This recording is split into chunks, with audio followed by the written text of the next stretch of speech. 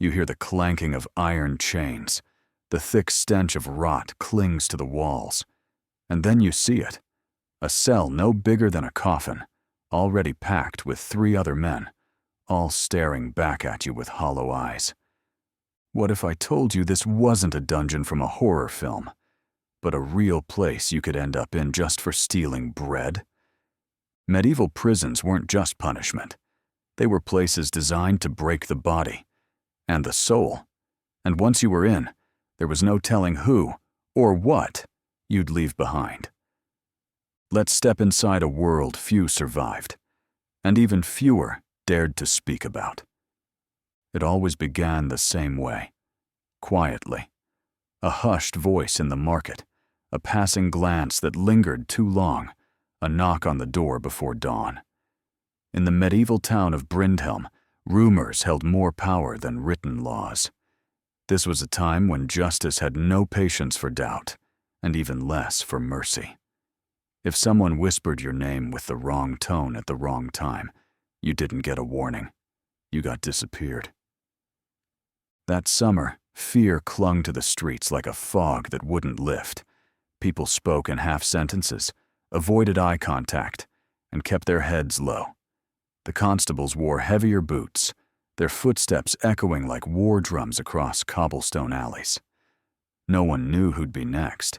You didn't need to be guilty, only unlucky. For Alrik, the town's candlemaker, the unlucky moment came just before sunrise. He had no enemies, no vices. He spent his days hunched over hot wax and soot, shaping light for the people of Brindhelm. Churches, inns, even the abbey itself bought from him. But that didn't protect him. The accusation? Theft. Someone said they'd seen him near the abbey's chapel door the week prior. Nothing stolen was ever found. There was no witness, no confrontation, no trial. Just a name, a rumor, and a decision made behind closed doors. At first light, the thundering on his door felt like the sky collapsing. Alrik barely had time to reach for his tunic before the constables burst in. Grimy, grim-faced men with calloused fists and wooden cudgels. They didn't explain. They didn't need to.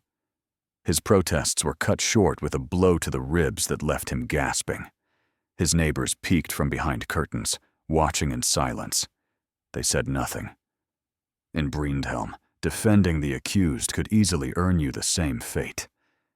He was dragged barefoot through the cold streets, his hands tied with coarse rope that bit into his wrists with every stumble. Dirt coated his legs. The sun had barely risen, but the town square was already buzzing, people pretending not to notice, secretly grateful it wasn't them. But the worst part? This wasn't the prison. Not yet. Alrik wasn't taken to a cell with bars. He was thrown into the holding pit, a kind of purgatory dug deep beneath the courthouse. Officially, it was a waiting space. Unofficially, it was a tool. It was used to break people down before anyone even said the word trial.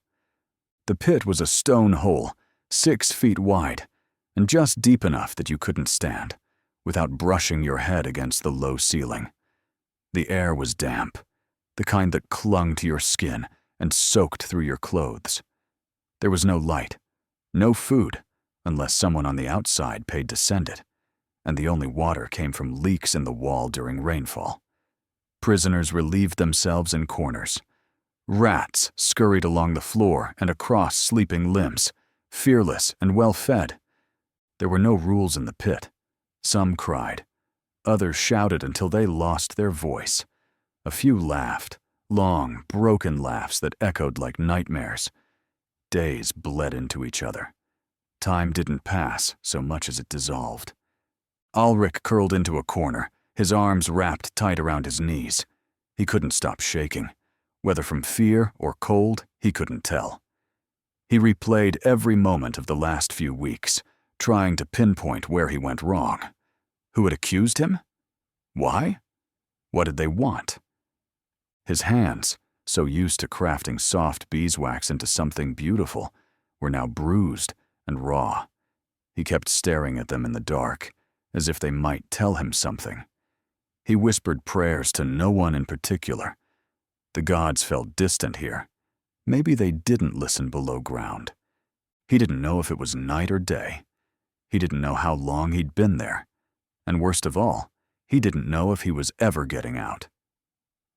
And this was just the beginning. After 7 long days buried underground, Alrik was finally pulled from the holding pit. But this time, it wasn't by force or chaos. No shouting. No dragging. What came next was quieter, colder, official. He was processed, like livestock. Hands clamped around his arms, shackles locked at his ankles. And without a word, the guards began marching him through the fog-choked streets of Brindhelm. This wasn't mercy. It was escalation. He was being transferred to Grey Hollow Tower. Locals only ever whispered that name. They'd point toward the northern ridge, where its jagged silhouette cut through the sky like a broken fang. Some called it the End House. Others said prayers when they passed it, just in case its walls could still hear. From the outside, Grey Hollow looked like a forgotten piece of the past, an old fortress the world meant to leave behind. Its stonework was blackened by centuries of smoke and rain, streaked with green moss that clawed up toward the arrow slits like fingers. Birds didn't fly near it. Nothing bloomed around it. And the air? It was different up there. Heavier somehow. As if the earth itself knew what was inside. The entrance wasn't a gate. It was a single black door, sunken into the side of the wall like a mouth that didn't open often, and never willingly. There were no guards posted, no torches, just silence. Once inside, Alrik was stripped of everything but his name, and even that barely mattered. A scribe etched it into a moldy leather ledger with a dull quill, dipped in ink the color of dried blood. No one asked his side of the story. No one cared. Justice here was not about guilt. It was about order. He was forced into a stone chamber with 5 other men, each of them equally gaunt, equally silent. A bucket of lye water was dumped over them. The sting in Alrik's cracked skin made him gasp, but crying out would have marked him as weak. And in Grey Hollow, weakness was an invitation. After being scrubbed with a stiff, bristled brush that peeled skin more than it cleaned it, he was given a lice-ridden tunic and chained at the waist to the others. A heavy iron ring locked around his neck. And then, they descended. There were no staircases, just ramps and slopes that wound deeper into the belly of the prison like the coils of some ancient serpent. With each level down, the air got colder, staler.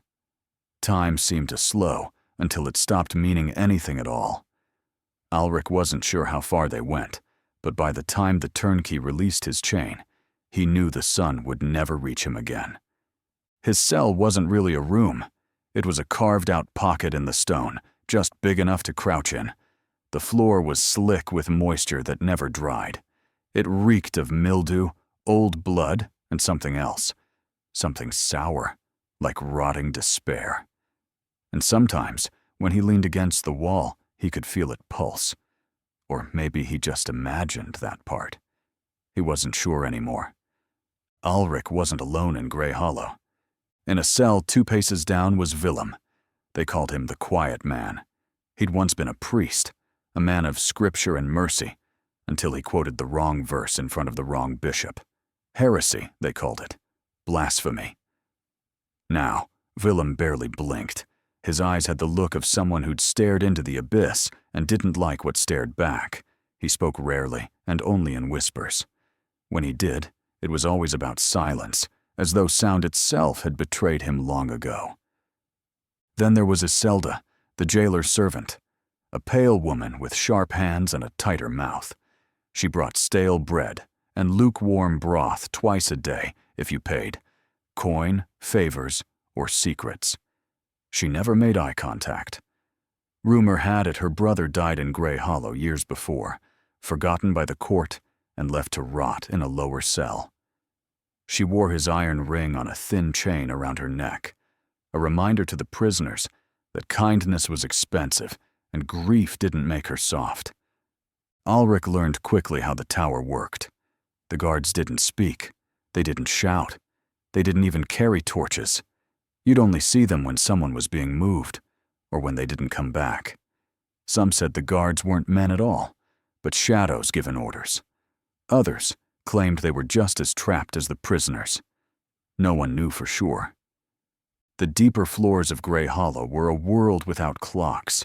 Prisoners made marks on the stone with fingernails, stones, even bits of bone, trying to keep time. But eventually, they all stopped. The walls erased everything. Screams echoed through the corridors, not just cries of pain, but something worse. Laughter, whimpering, the dull thud of someone hitting the floor and not getting up again. Ulrich kept to himself. He did not shout.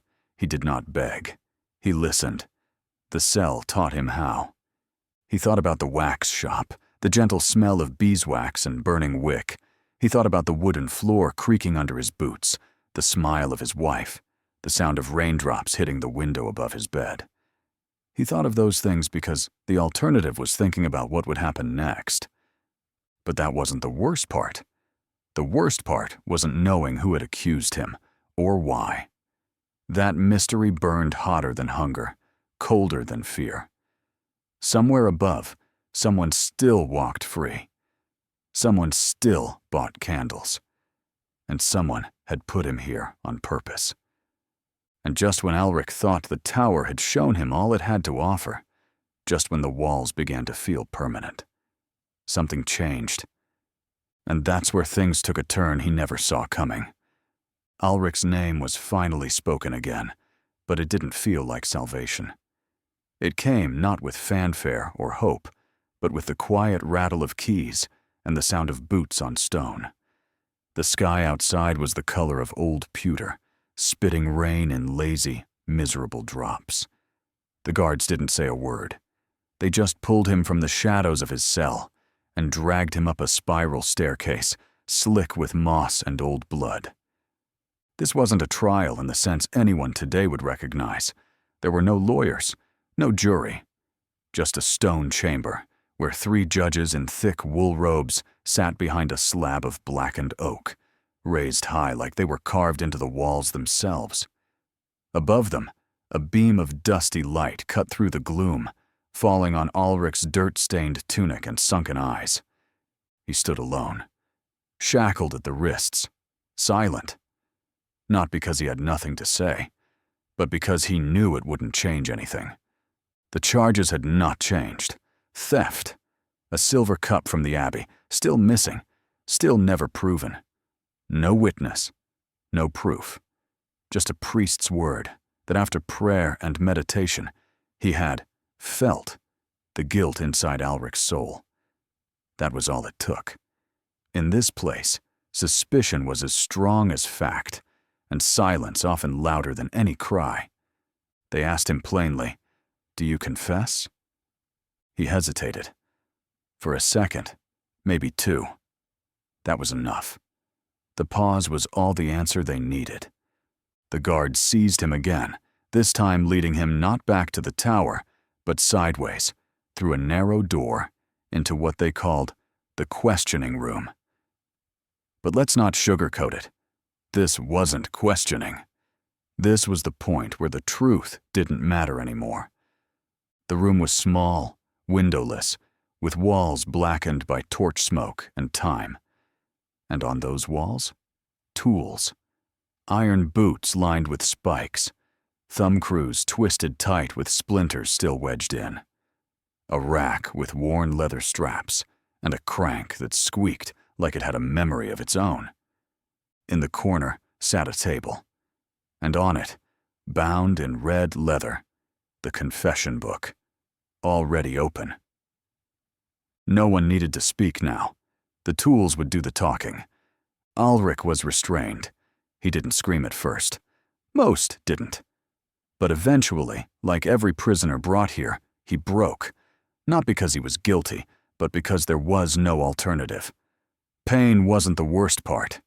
It was the moment he realized the truth wasn't coming to save him. He confessed. Everyone did.